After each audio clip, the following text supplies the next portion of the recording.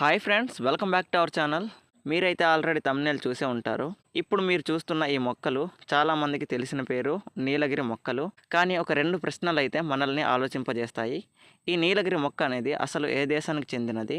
మన భారతదేశానికి ఎప్పుడు వచ్చింది? ఈ 2 ప్రశ్నలు తెలుసుకున్నాక ఇదే మొక్క ఎందుకు ఇంత ఫేమస్ అయిందో, రైతులకు ఎంత ఆదాయం ఇస్తుందో ఈ వీడియోలో క్లియర్‌గా చెప్పబోతున్నాను. గనుక ఏమాత్రం వీడియోని మధ్యలో స్కిప్ చేయకుండా వీడియోని ఎండ్ వరకు చూడండి. అప్పుడే మీకు అన్నీ కూడా అర్థమవుతాయి. ఓకే. మనమైతే నీలగిరి మొక్క గురించి తెలుసుకునే ముందు వీడియోని చూస్తున్న ప్రతి ఒక్కరూ లైక్ చేయండి. అలాగే మన ఛానల్ని కొత్తగా చూస్తున్న వీడియో కింద సబ్స్క్రైబ్ బటన్ ఉంటుంది, దానిపై క్లిక్ చేసి సబ్స్క్రైబ్ చేయండి. చాలామంది చూస్తున్నారు కానీ సబ్స్క్రైబ్ చేయట్లేదు. మీకు లైక్ అండ్ సబ్స్క్రైబ్ కంప్లీట్లీ ఫ్రీనే, ఏమాత్రం స్కిప్ చేయకుండా. ఈ విలేజ్ కుర్రాడికి మీరు లైక్ అండ్ సబ్స్క్రైబ్ చేసి కొంచెం సపోర్ట్ చేస్తే అంతే చాలు. Please do subscribe. ఇక ఏమాత్రం లేట్ లేకుండా ఈ నీలగిరి మొక్క అనేది ఏ దేశానికి చెందిందో చూసేద్దాం. ముందుగా అసలు విషయానికి వస్తే ఈ నీలగిరి మొక్క అనేది మన దేశానికి చెందింది కాదు. ఈ మొక్క యొక్క అసలైన పుట్టిన దేశం ఏదో తెలుసా? తెలిస్తే ఇప్పుడే కామెంట్ చేయండి. ఈ మొక్క యొక్క అసలు పుట్టినిల్లు ఎక్కడంటే ఆస్ట్రేలియా దేశం. ఆస్ట్రేలియాలోని అడవుల్లో సహజంగా పెరిగే చెట్టు ఇది. అక్కడ వాతావరణం మరియు ఎండలు మరియు వర్షాలకు చాలా ఫాస్ట్గా అడ్జస్ట్ అయ్యి మొక్క నుంచి చెట్టు కావడం వల్ల ప్రపంచం మొత్తం కూడా ఈ మొక్క అనేది విస్తరించింది. ఈ విధంగా ప్రపంచ దేశాలకు కూడా విస్తరించడం జరిగింది. భారతదేశానికి ఈ నీలగిరి మొక్క అనేది ఎప్పుడు వచ్చిందో ఇప్పుడు చూద్దాం. బ్రిటిష్ పాలన కాలంలో 1840 సంవత్సరంలో ఈ నీలగిరి మొక్కను భారతదేశానికి బ్రిటిష్ వారు తీసుకుని వచ్చారు. మొదటగా తమిళనాడులోని నీలగిరి హిల్స్ అనే ప్రాంతంలో ట్రయల్గా నాటారు. అక్కడ చాలా బాగా పెరగడంతో తర్వాత ఆంధ్రప్రదేశ్ మరియు తెలంగాణ మరియు కర్ణాటక, మహారాష్ట్ర లాంటి రాష్ట్రాలకు కూడా ఈ మొక్క అనేది విస్తరించడం జరిగింది. అప్పటి నుంచి ఈ మొక్క భారతదేశ వ్యవసాయంలో ఒక భాగంగా మారింది. రైతులు ఎక్కువగా నీలగిరి మొక్కను ఎందుకు పెంచుతున్నారు? దానికి కారణాలు ఇవే. చాలా ఫాస్ట్గా పెరుగుతుంది. 5 నుంచి 7 సంవత్సరాల్లో కటింగ్కి రెడీ అయిపోతుంది. ఎక్కువ మెయింటెనెన్స్ అనేది అవసరం ఉండదు. ఒక్కసారి నాటితే సరిపోతుంది. ఎన్నిసార్లు కటింగ్ చేసినా మళ్ళీ మొలుస్తూనే ఉంటుంది. మొక్కగా మారి చెట్టుగా మారుతుంది.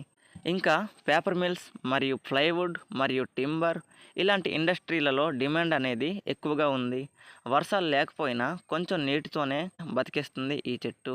అంటే ఇవన్నీ కలిపితే రైతులకు ఇది ఒక లాంగ్ టర్మ్ ఇన్కమ్ క్రాప్గా మారింది. లాంగ్ టర్మ్ ఇన్కమ్ క్రాప్ అంటే 5 నుంచి 7 ఈ సంవత్సరాల మధ్యలో మనకి అనేది పంట మన చేతికి వస్తుంది కాబట్టి అందుకే దీనిని లాంగ్ టర్మ్ ఇన్కమ్ క్రాప్ అని అంటారు. అయితే ఇప్పుడు నీలగిరి మొక్క ద్వారా ఆదాయం ఎలా వస్తుందనేది చూద్దాం. 2026లో నీలగిరి చెక్క ధర మన భారతదేశంలో ఒక టన్ను ధర సుమారుగా 9,000 నుండి 12,000 వరకు ఉంది. ఈ రేట్ అనేది ప్రాంతం బట్టి, ఆ మిల్లు బట్టి అండ్ ఆ నీలగిరి మొక్క అనేది ఉంటుంది కదా, ఆ క్వాలిటీ మీద ఆధారపడి ఉంటుంది. ఒక ఎకరాలో 6 నుంచి 7 సంవత్సరాలలో 8 లక్షల నుంచి 15 లక్షల వరకు మనకైతే ఆదాయం తెచ్చిపెడుతుంది ఈ నీలగిరి మొక్క. ఇది నిజంగా సాధ్యం అంటున్నారు రైతులు. ముఖ్యంగా పేపర్ మిల్స్ దగ్గర అయితే డైరెక్ట్గా కొనుగోలు చేస్తారు. అంటే పేపర్ మిల్స్ దగ్గర ఓనర్స్ అయితే ఉంటారు కదా, వాళ్ళు డైరెక్ట్గా చుట్టుపక్కల ఎవరైతే వేసుంటారో రైతులు ఆ నీలగిరి మొక్కల దగ్గరికి వెళ్ళి డైరెక్ట్గా వాళ్ళే కొనుగోలు చేయడం అయితే జరుగుతుంది. ఈ విధంగా 2026లో ధర ఈ విధంగా ఉంది. ఈ పేపర్ మిల్ ఓనర్స్ చుట్టుపక్కల ప్రాంతాలలో ఈ నీలగిరి మొక్క వేసుంటారు కదా, వాళ్ళ దగ్గరికి వెళ్ళి డైరెక్ట్గా కొనడం అయితే జరుగుతుంది. ఈ నీలగిరి మొక్క వల్ల ఇంకేమైనా లాభాలు ఉన్నాయి అనేవి చూద్దాం. అవును, మీరు విన్నది నిజమే. మనకి చెక్క అమ్ముకోవడమే కాకుండా ఈ నీలగిరి ఆకులు కూడా మనకైతే చాలా బాగా ఉపయోగపడుతున్నాయి. ఈ నీలగిరి చెక్క మాత్రమే కాదు, ఆకుల నుంచి యూకలిప్టస్ ఆయిల్ అనేది తీస్తున్నారు. ఈ ఆయిల్ అనేది మనకి దగ్గు మరియు జలుబు మందుల్లో కూడా ఈ ఆయిల్ని వాడుతున్నారు.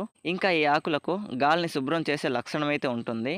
ఇంకా దుర్వాసనను కూడా తగ్గిస్తుంది మరియు కార్బన్ శోషణ ఎక్కువగా పెంచుతుంది మరియు పర్యావరణానికి ఎంతగానో ఈ ఆకులు అనేవి కూడా ఉపయోగపడుతున్నాయి.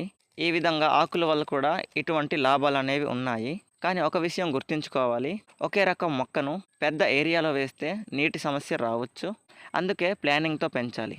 ఇప్పుడైతే మీరు చూశారు కదా ఫ్రెండ్స్, నీలగిరి మొక్క ఏ దేశానికి చెందింది, భారతదేశానికి ఎప్పుడు వచ్చింది, రైతులకు ఎంత ఆదాయం ఇస్తుంది. మీరు కూడా ఈ నీలగిరి మొక్కలు పెంచుతున్నారా? లేదా ఫ్యూచర్లో ఈ నీలగిరి మొక్కలు పెంచడానికి ప్లానింగ్ చేస్తున్నారా? డెఫినెట్లీ మీ అభిప్రాయాన్ని కామెంట్ సెక్షన్లో కామెంట్ చేయండి. కామెంట్ చేయడం మాత్రం మర్చిపోకండి, సరేనా?